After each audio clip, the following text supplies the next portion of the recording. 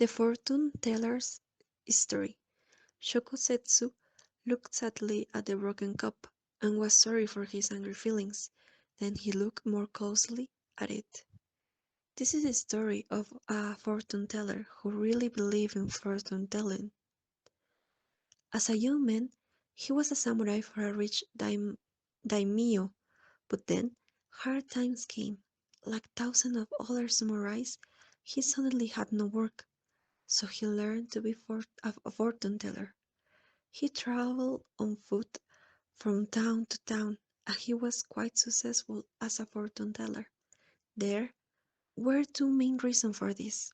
First, he really believed what he told people. Second, he was a kind and quiet man, and people wanted to believe him. Believe him.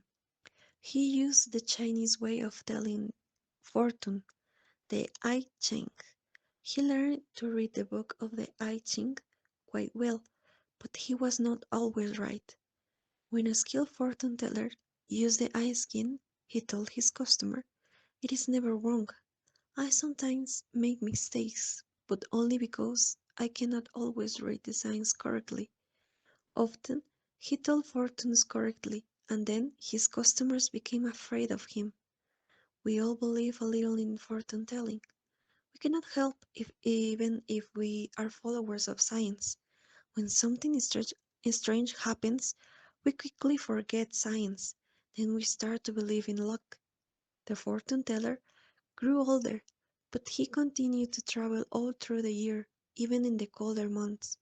He loved his free time. He learned many things and heard many stories all over the country. He had one favorite story that he often told. This story is about a famous Chinese fortune teller called Shoko Setsu. He was very good and very clever. He used the I Ching. He was given a very important position at the emperor's court, but he only wanted to study and he gave up the position. For many years, he lived alone in a hut in the mountains.